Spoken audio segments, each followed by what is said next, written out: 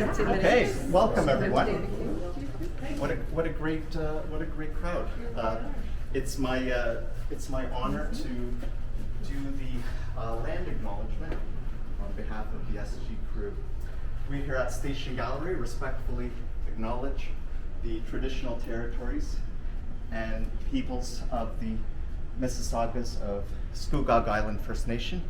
The land on which the gallery is situated is home to a number of Indigenous nations, including the Algonquin, Odawa, Ojibwa, and Potawatomi peoples. We're thankful to be welcomed on these lands in friendship. Welcome everyone.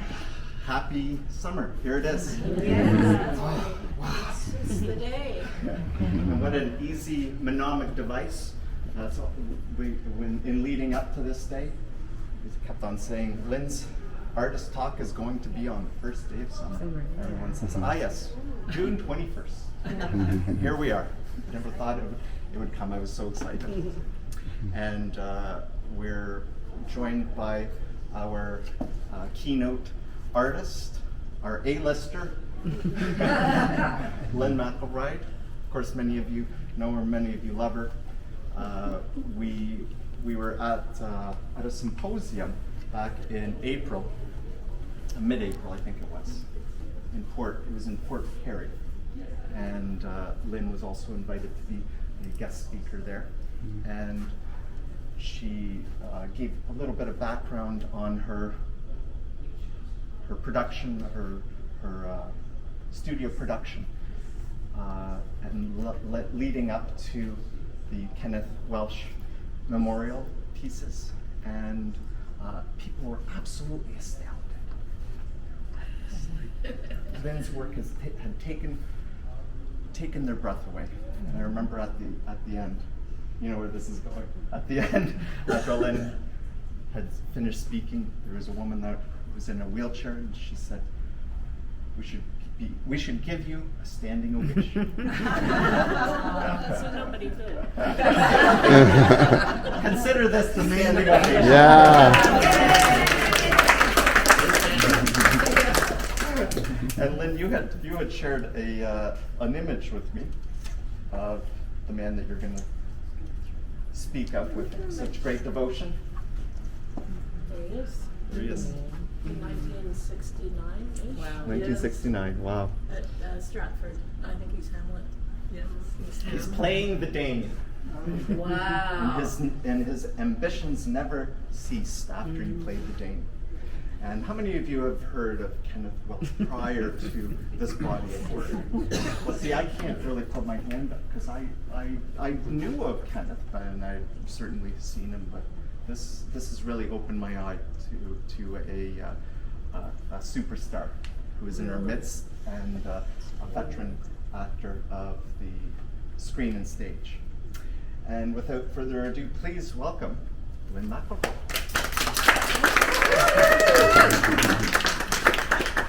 So what shall we do, Lynne? I think move in here. Let's go in. Yeah, for sure.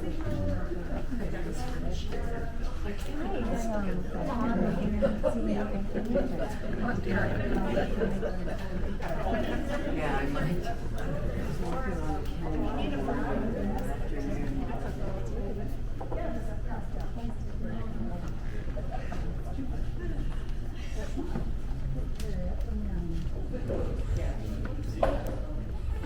One more chair. Everybody. So Lynne, It's not the old guys that did it. so Lynne, what's the No, you said, I don't need to say. maybe start with that one? Maybe Well, that would be a good. I was going to do that, but give a little introduction. Take it away. First involving the quilt. Perfect. Take it away. Okay. And then if I get lost, start asking. Well, you know, if you've had any chance at all to look around or read it, you know, it's a homage to Ken Welsh, who was a wonderful, brilliant Canadian actor and my partner. And there he is, way before I knew him. Maybe I was 7 at that time.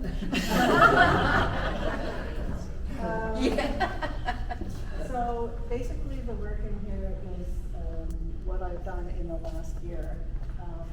the pieces on these 3 walls are work that I did based on the sketches on this wall, which are on the pale paper in the center.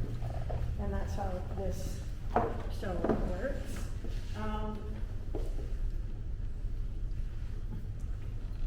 Throughout my life, I guess I've always used work as a way of processing whatever's going on, especially grief in time once in a while. For some reason, I had this idea that I wanted to start with the quilt. Not because I think it's a wonderful work of art. It is a work of art, but it's not, and I did it when I was 30. It's not a brilliant work of art, and it's definitely not clean, but I sleep under it every night. But the reason I'm starting with this is it is the quilt in the paintings, if you look around. And there's a thread of it through my life in a kind of a funny way. I guess when I was 30, I was always interested in quilts, actually. Even though I was studying painting in university, I was interested in Amish quilt design and borders within borders. So, when I was 30, I thought I would actually make a quilt. And, it's just made out of my old clothes, and it's sort of like doing sketches in a sense, because I would take fabric to different places and quickly do an applique square and bring it home and see where it might fit on the quilt. And I finished it in 1994. And when I'm looking because there it is, 1994. When I gave it to my then dairy farmer husband as a present, because it had pieces of our clothes everywhere. And then, 20 years later, he suddenly kicked me out of the marriage and my happiness and my place of work and home. And so I took back the quilt. Yay, you.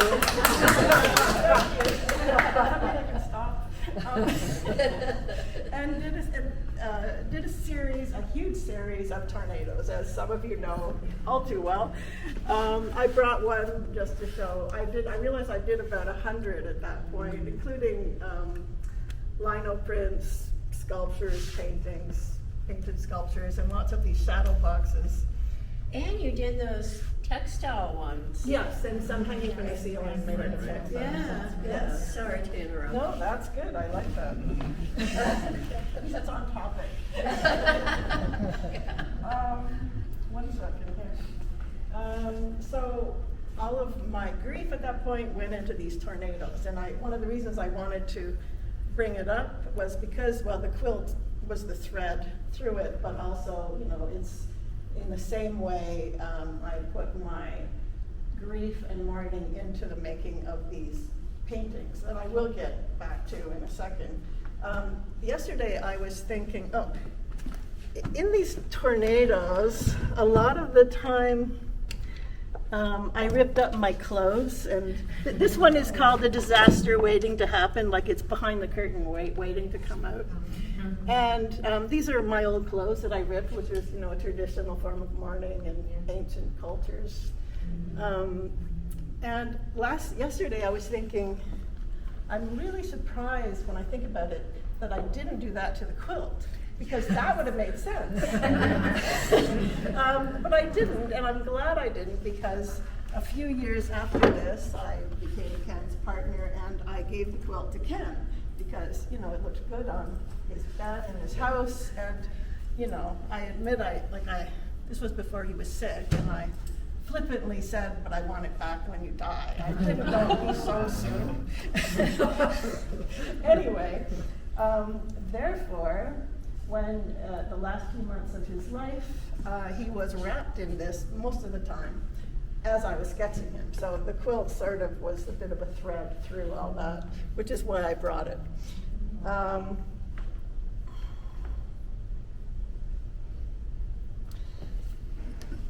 It was, I had very little time to actually do my art at that point, of course. And it was difficult in many ways, but it was such an honor, and I would never, I would do it again a million times. Like, you know, I have no regrets at all. It was a wonderful thing, really. And sketching Ken, on this fourth wall here, as I call it, all of the really pale stuff are the sketches. And you can come and look at that now if you want to, since I'm talking about it.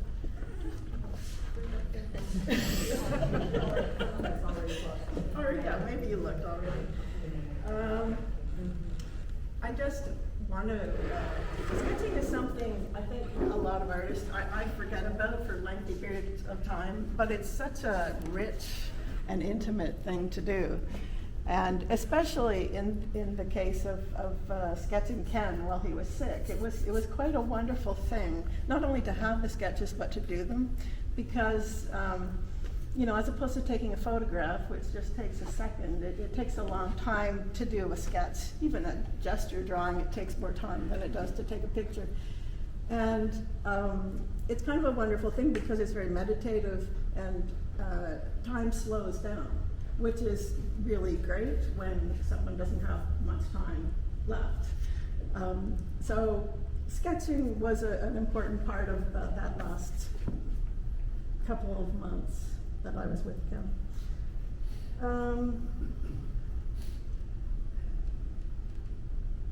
One second. So, after Ken died about a little more than a year ago, unlike the tornado series, which I did immediately, like the next day I started doing tornadoes. It took me a month or two to get back in my studio, and I didn't know what to do. I had 50 of these sketches. They're not all on the wall, but a lot of them are. And I brought them in and thought, I don't know if I will ever do anything with these. I don't know. And I certainly didn't really have in my mind that I might do anything with them while I sketched them. I remember once, while I was sketching, that Ken turned to me and said, you know, these are going to be worth a fortune. And I said, do you mean because they're good or because they're of you? And he said, because they're of me. You would say that. Anyway, when I brought them to my studio, first of all, I thought, oh, well, maybe I will try to blow up one and make one like quite a large watercolor. So I did that, and it was nice. It wasn't right, but it was nice. I ended up giving it to a friend of Ken's. You know, I'm a mixed media artist. I like having more than one medium in the same work, but also depending on the content sort of dictates the medium, and it was not right. So then I thought, well, maybe I should look to what I have just been doing, which was the series of epiphanies. Like there's one way up there in the corner, and the large one under my name. And in those, I was doing carved basswood with paint on it. And I mean, that's a series that I may or may not get back to, but that's another story.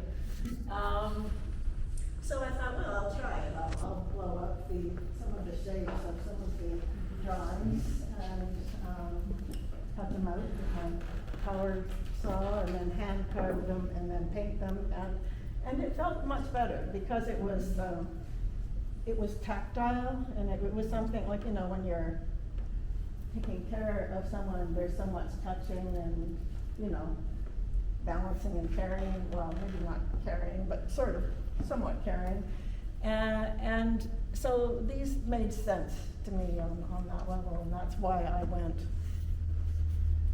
in this direction.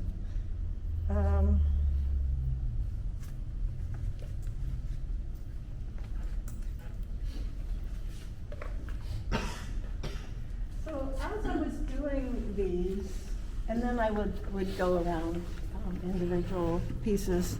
Maybe I'll see if there's questions first, I don't know. The quilt was sort of, okay.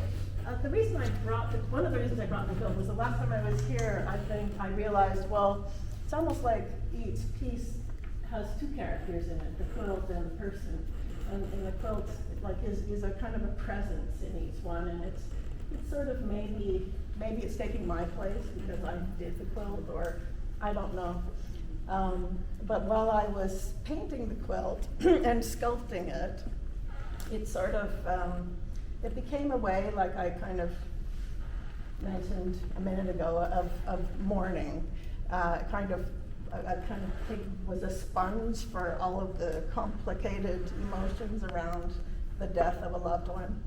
And, but the modeling his head and his hands was more of a comforting thing for me. So it sort of worked on two levels emotionally as I worked on them. And now that I see them, and people have mentioned that it's a very, the quilt sort of becomes a cocoon and a very kind of an expression of care, I think, and love even. So I was going to go around and briefly talk about them, but are there any questions so far? Or what I'm going to do is, like, you can ask questions at the end, or, you know, even some of you can, if you even want to say something about him, you're allowed, you know, because it's just, who knows? Okay, so Go for it. I was going to start here just because I knew it was kind of in a good place on the wall. This is called In God's Pocket. And, you know, Ken was very word-oriented. He was always speaking some sort of Shakespeare in any occasion, whether it was really appropriate or not. He would, and, you know, and he also did the Book of Mark, so there was biblical things he was saying, sometimes Shakespeare, Elvis Presley gospel songs, and there was just always something.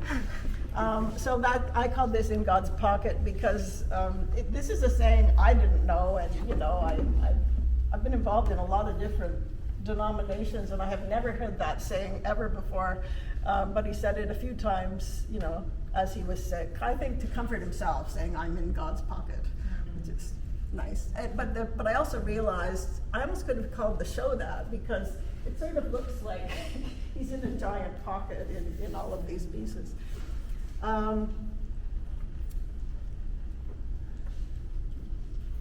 Yeah, it's harder to know what to say about the pieces individually.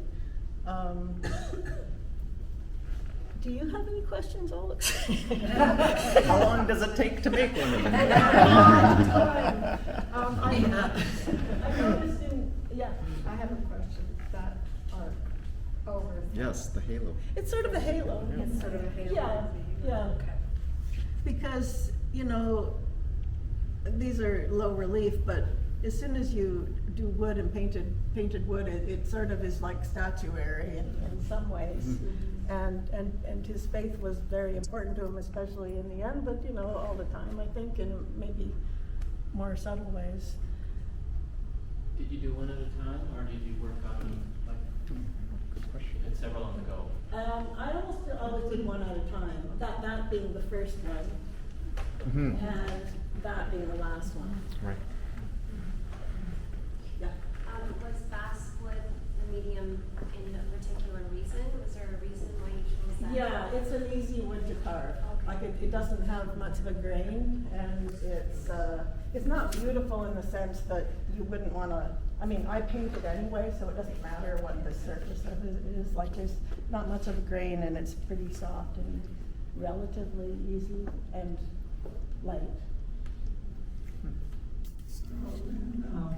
Usually death is a morbid thing. And when you go to funerals and whatnot, we're all wearing black and we're all very somber. But these are very joyful and very comforting. It's just totally the opposite of what we consider a morbid topic. Well, that's good. And it's an interesting thing too of your quilt. is the quilt is also what I know as a comfort. I was thinking the same thing, yeah. Yeah, so it's a comforting thing, Yeah. and you've expressed that exceedingly well. Specifically with how you draped it, and also the colors. Which are your colors anyway? Yeah, I can't tell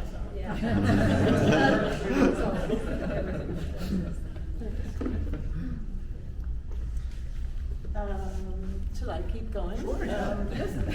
And the next one's a Shakespearean character. Yeah, this one is called King Lear. This was actually based on a photograph that I mean, Ken was sitting like that with a blanket around him. I thought, no, he looks like a crazy king. So I took a picture of him and called it King Lear.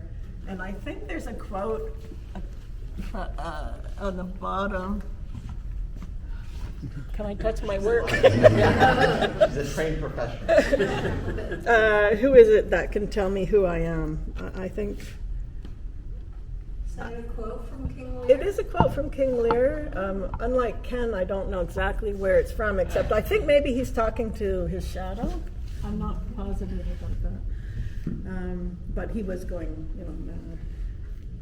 King Lear. Not that was fine.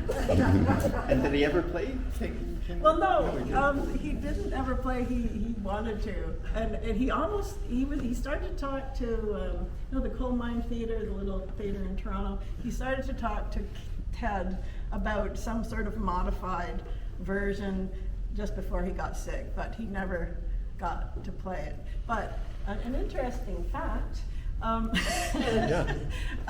Currently, Paul Gross is playing King Lear in Stratford. Oh, okay. And one of my favorite, one of my favorite Canadian series is Slings and Arrows that Paul Gross, was partly responsible for. And in Slings and Arrows, it's the only time that Ken plays himself. In like he's hundreds of things, and it's great. I think it's season 2, episode 1 or something. And Paul Gross's character has to tell Ken, who's playing himself, so a seasoned actor, that he's not getting the part of King Lear. Ken does not take it well and punches Paul Gross in the nose. So I really love it. So now, ironically, Paul Gross is playing King Lear. And another weird coincidence, because Oleg sets these things up, I swear. Lynn, on the other side of this wall, played Cordelia with Peter Ustinov, and I saw that play. Oh, Really? Yeah. Oh, you didn't even know? I thought you set that up. The fearful symmetry in the universe. That's right. That's right. Yeah. This painting is called Ken and Angie. Not everyone can see the cat, but it's right here. kitty in there. It takes a while to find it.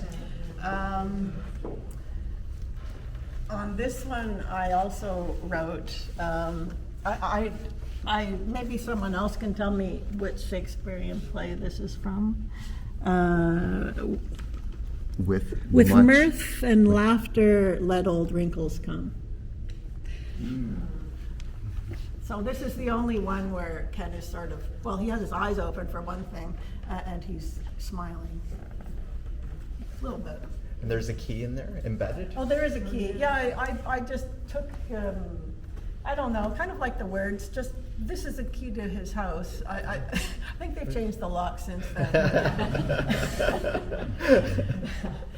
How did you use a Dremel to make that? Because it is embedded, that key. Well, but I'm carving all this, so it wasn't you a carved- stretch just to carve a little key-shaped thing. And he's getting comfort from the cat, too. Yes, Maybe while yeah. he's smiling. Yeah. Very much so. It's very soothing to pet. Yeah, that's true. cat or dog. Yeah. This is one of the last ones I did, called Give Jeeves a Chance. Again, he was always quoting things, so I have the Psalm 23 in there, I have more Shakespearean stuff. And also a quote by Ken Welsh, "Give bees a chance." We were on an Earth Day march through Uxbridge, and at the end you could take the mic. So he took the mic and talked about how everyone should stop mowing their lawn. And, for the birds and the bees and the butterflies, and ended it with "Give bees a chance," which, everyone thought was hilarious. Having a bed in too. Yeah, that's right. It's a riff on John Lennon's "Give Peace a Chance." Yes. So, yeah, I'm not sure what else to say about this one, except that I love it on this huge wall. It's just, I liked this work in my studio, and I thought I was giving stuff lots of space in my studio until I see it here, and wow, yeah, it looks terrific in here. I'm very thankful. Is it hard to source basswood? That works. Well, actually, I got Francis Muscat to join two boards together for this. Did he It's tell you seamless. about that? No, that's amazing. Okay. It's seamless. That's amazing. Well, There's no because way you could see it. because then I carve it, so it all disappears. And both you and Francis had a two-person show here back in 1997 or 6. Yeah. Yeah, at least one. Yeah, I think we both had solo shows too at different times. And this one is called. I decided to call it Under Milkwood because he's under the covers. A lot of Under Milkwood by Dylan Thomas was about the sleeping town, and this is a quote from Under Milkwood. "I will lie by your side like the Sunday roast." In Under Milkwood, it's like I think it's a man trying to court a woman, trying to talk her into, being interested in him. Like, "I'll keep you warm." Yeah.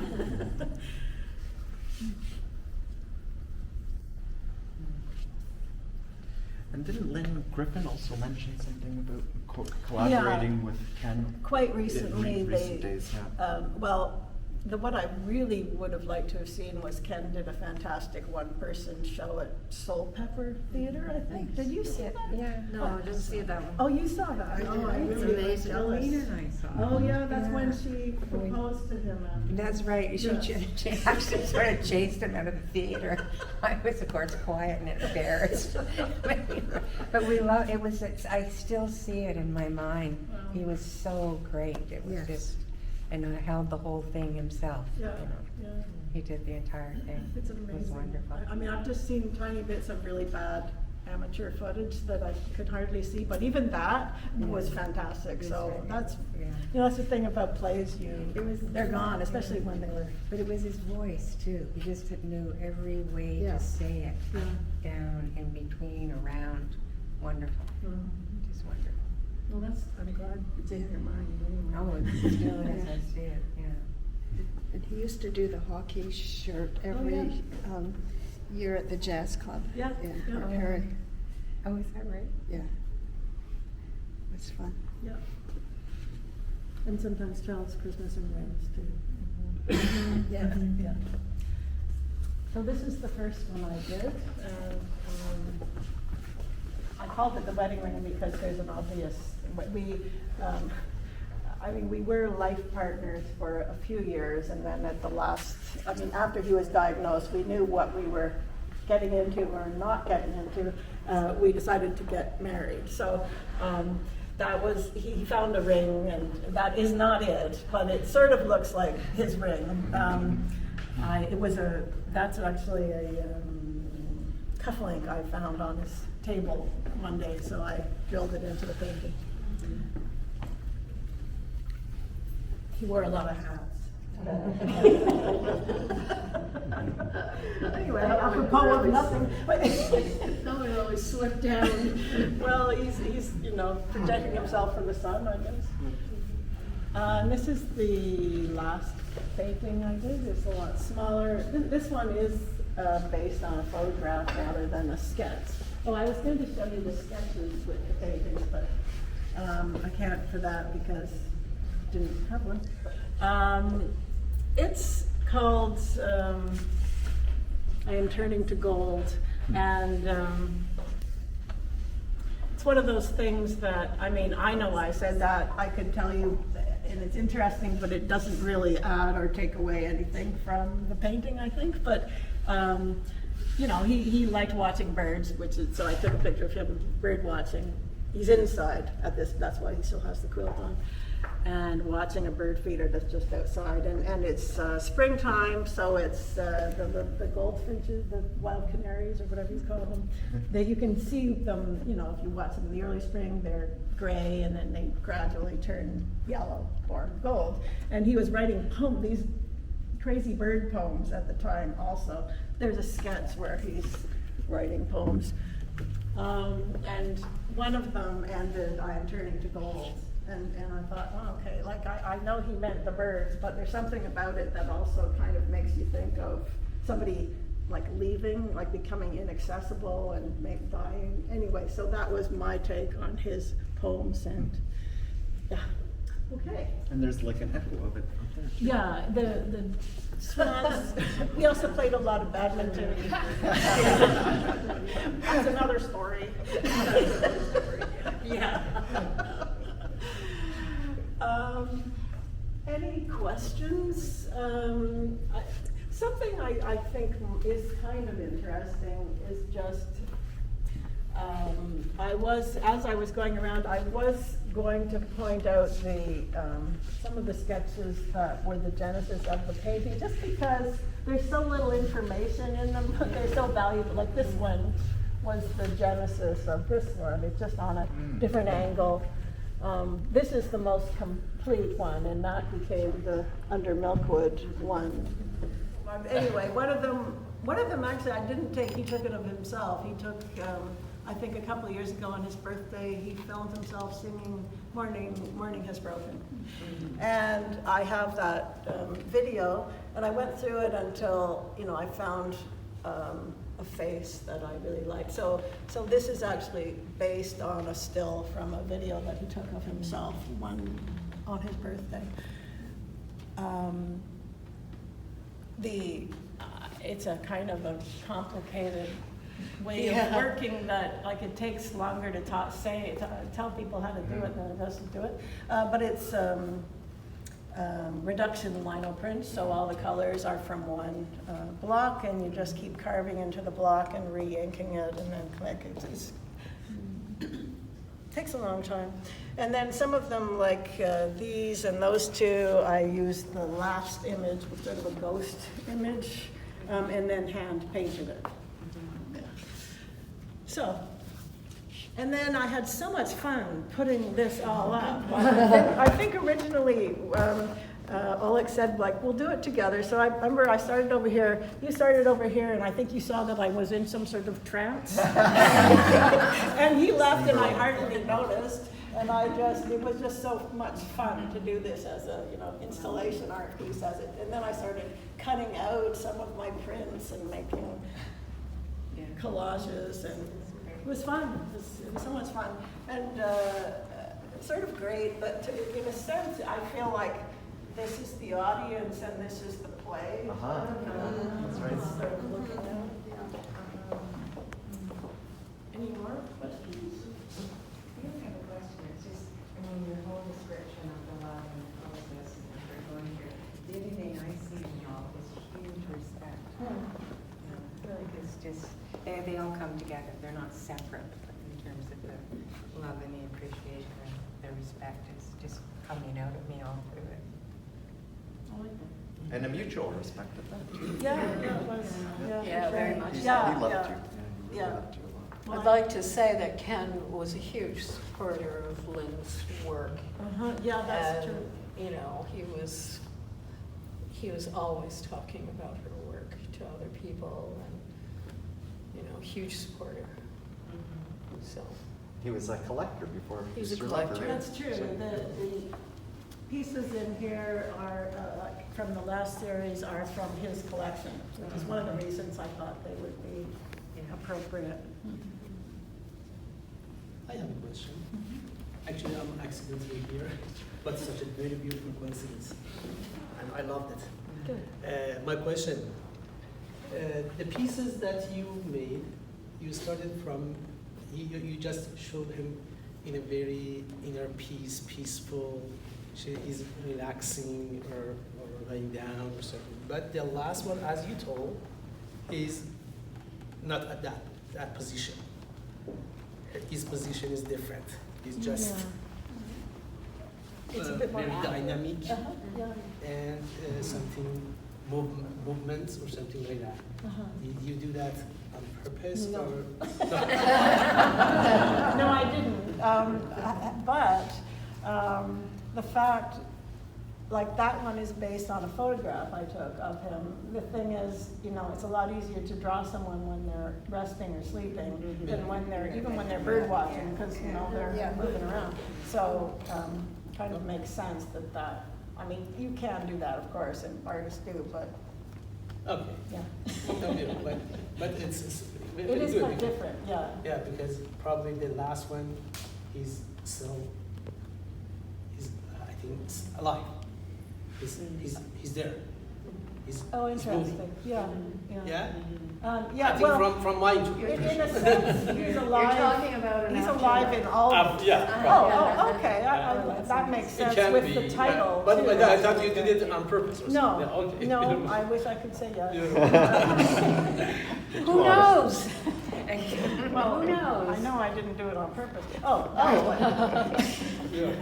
Anyone? And tell us, Lynn, you were working on clips of, Yeah, compiling a compilation of. Ken's buddy, Andy Malcolm, and I are trying to, like the last year, we've been meeting and trying to mark and like, Ken was in over 200 television shows and movies, so we haven't looked through all of them, and we're not going to look through all of them. But we have earmarked, you know, where he is in various movies, and we have had somebody capture them, and now we just have to have somebody edit them, and, you know, to have kind of sort of a memorial film night at some point. Maybe we should do it here. Yeah. One of these days, Um, when the time comes. Maybe we could do it here as well as the other place, because I think somebody in Uxbridge who has Makes a sense. theater really wants, Yeah. I would love to do it here Yeah. too. I'm sure we could, more than one. At the Roxy. At the Roxy, Yeah. Nice Yeah. spot. Yeah. I know, I wish we could do it while my work is on. Anyway. Any, I just thought these two were interesting and trying to get comfortable out of under the quilt. This one, he's got his feet out as if he's a little bit too warm. And the other one down here, he's got his pink slippers on, you know, keeping warm sort yeah, of thing. it's the Crocs. Did you see the bunions? Yes. That's great. One of the things I was interested Classic. in is, you know, in quite a few of them, his feet are showing. And I mean, you know, it's a method of keeping not cool while you have all these blankets on. Yeah. But I liked it because it kind of, you know, I don't really like feet particularly, you know what I mean? Like they're kind of a symbol of humanity or something, or there was something about, or vulnerability. They're like in that one, the foot is just sticking out, bottom right. And in almost all of them, yeah, the feet are there. But this is probably the most marked because it shows his bunions, but it also shows his scar, a little bit of his scar right there. Which is another story. Oh, should I know? Yeah, let's go and have a look and Well, maybe talk about that. yes, okay. If you want. Please follow me.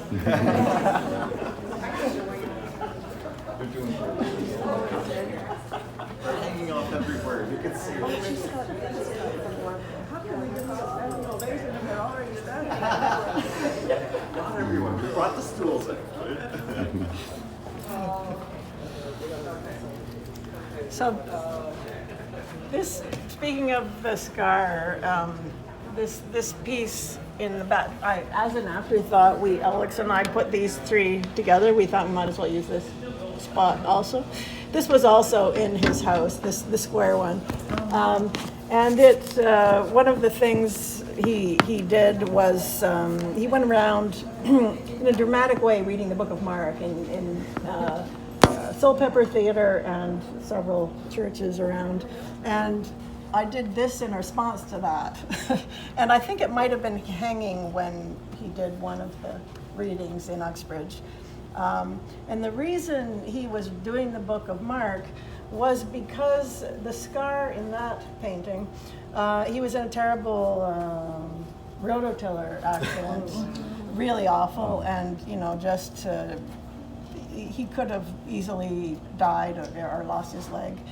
And so it was a really traumatic event in his life, and it was like a hideous scar, it's a scar to be proud of, and if you're proud of those kind of things.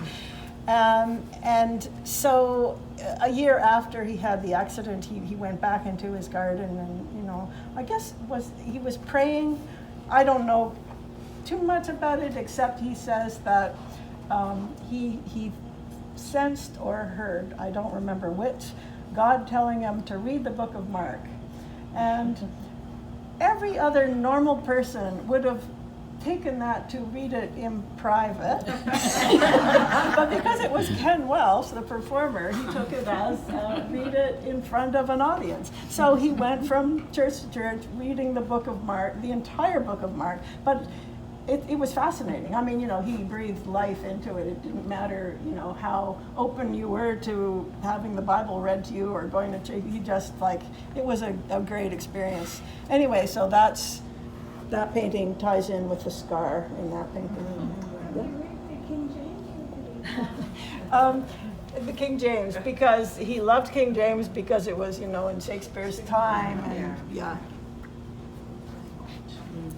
Could you speak to your beading? Because it looks very, when I came to see it the other day, it looks very similar to the medicine wheel, the indigenous. That's true. I was taught beading by Shelley Fowler several years ago, and especially the bisected. Yeah, it definitely has a native look to it. It actually isn't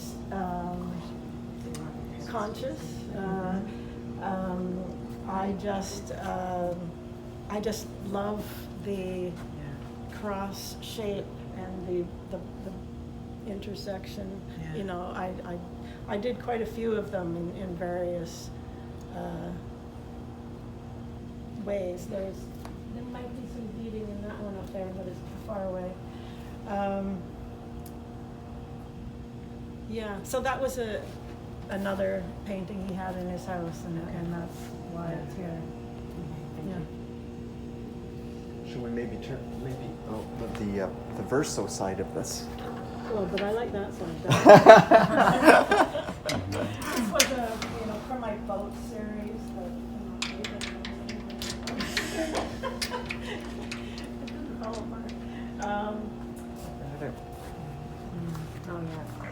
It was actually, I didn't do it as part of that series, but afterwards, and it was a birthday present because, I had taken this photograph of him on New Year's Eve in the hat, which I thought was hilarious. But there's a happy and there's a nickel in it with his birth year, 1942, in it. And another Shakespearean quote, men must endure their going hence, even as they're coming hither. Ripeness is all. He said that a lot. Okay. Why did you not put the happy one? Because this is way funnier. There's something about the party hat and the miserable face. I mean, they're both Ken, but I just thought it was so funny. Nice. Well, thank you so much, Lynn, for.